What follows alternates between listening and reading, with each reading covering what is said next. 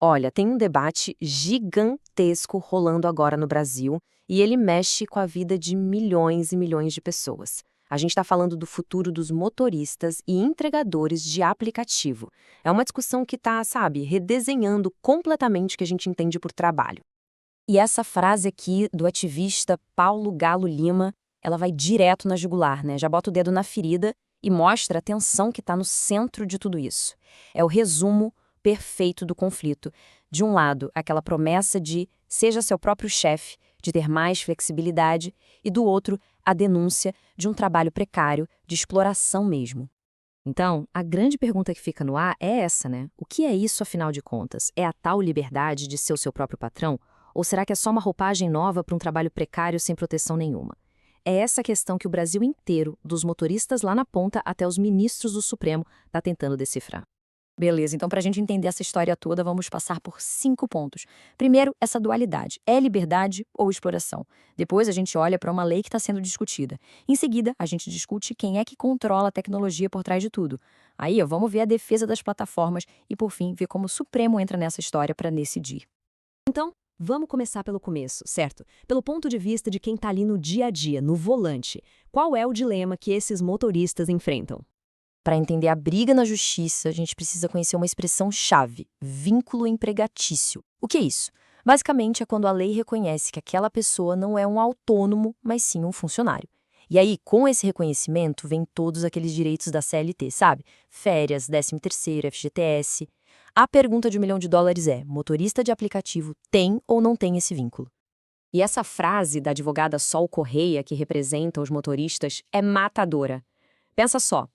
A empresa diz que o motorista é livre, mas se ele pega uma corrida por fora do aplicativo, ele pode ser bloqueado, ser desligado. Então, que liberdade é essa? Fica a pergunta no ar. Se a pessoa não pode nem negociar um trabalho por fora, será que é autonomia de verdade ou é só um nome bonito para outra coisa? Bom, com esse impasse todo, uma das saídas está sendo buscada lá no Congresso. Vamos dar uma olhada no que os políticos estão propondo para tentar resolver esse quebra-cabeça. A principal proposta que está rolando por lá é um tal de PLP, Projeto de Lei Complementar, número 152. O nome oficial é Lei do Transporte Autônomo por Plataforma. A ideia aqui não é só pegar a CLT e forçar o encaixe, mas sim criar uma coisa nova, uma regra do jogo pensada exatamente para essa realidade dos aplicativos. E o que essa lei propõe na prática? Basicamente, 3 coisas. Primeiro, ela cria oficialmente a profissão. Segundo, ela diz que sim, eles podem usar os aplicativos para conseguir corridas. Mas o ponto-chave é o terceiro. Ela também permite que eles fechem contratos direto com quem quiser. Um hotel, uma empresa, o que for. A ideia é garantir que eles possam fazer a corrida que quiserem, quando quiserem, sem depender só de um app. A sacada dessa lei é forçar uma escolha. Ela basicamente coloca as plataformas numa sinuca de bico. Ou elas respeitam de verdade a autonomia do motorista, ou então vão ter que reconhecer o vínculo e contratar com carteira assinada. Acaba com aquele meio termo, sabe? Ou a empresa é só uma ponte, ou ela é chefe. Os dois ao mesmo tempo não vai dar mais. Ok, saindo um pouco da lei e do tribunal, vamos levar essa conversa para um outro nível. Porque isso não é só uma questão de pode ou não pode. É uma discussão quase filosófica sobre o papel da tecnologia na vida da gente. Para a galera que é mais ativista, a tal da uberização é como uma nova revolução industrial. O argumento é que o problema não é o aplicativo, não é a tecnologia em si. A tecnologia é ótima. O problema, segundo eles, é que ela está sendo usada para concentrar uma grana absurda na mão de poucos. E qual seria a solução, então? Passar o controle dessa ferramenta, do aplicativo, para os próprios trabalhadores. E essa pergunta do Paulo Galo, de novo, ela é muito forte. Ele questiona a alma do negócio. Tipo, por que não usar essa tecnologia incrível para ajudar as pessoas de verdade, em vez de, na visão dele, usar o desespero do desemprego para criar bilionários? É uma provocação sobre o propósito de tudo isso.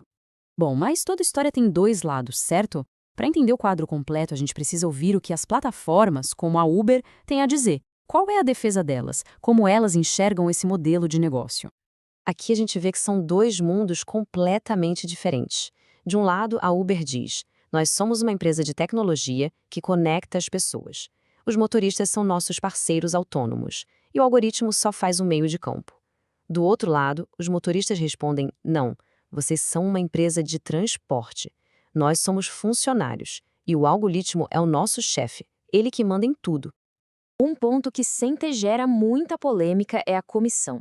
A Uber diz que, na média, a taxa dela fica em torno de 20%. Só que o problema não está na média, está na variação. Tem corrida que o motorista olha e vê que a plataforma ficou com 40%, 50% do valor. E é aí que o bicho pega, gerando muita reclamação. E qual é o argumento da empresa para isso?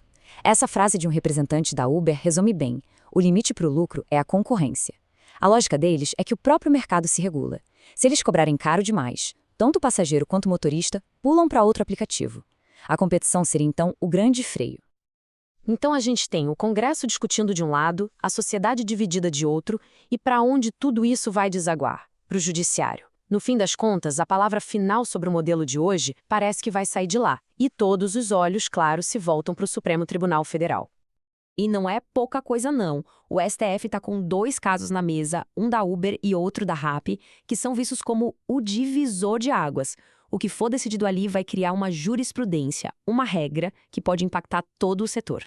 E o cenário lá no Supremo é super tenso. Pensa só, de um lado você tem várias decisões de tribunais menores dando vínculo para os motoristas, do outro, as plataformas dizendo que se isso virar regra, o negócio delas acaba no Brasil. E para complicar ainda mais, a Procuradoria-Geral da República, a PGR, deu um parecer falando que não tem vínculo. Ou seja, a decisão está longe de ser óbvia. E no final das contas, a discussão é muito maior do que só o transporte por aplicativo.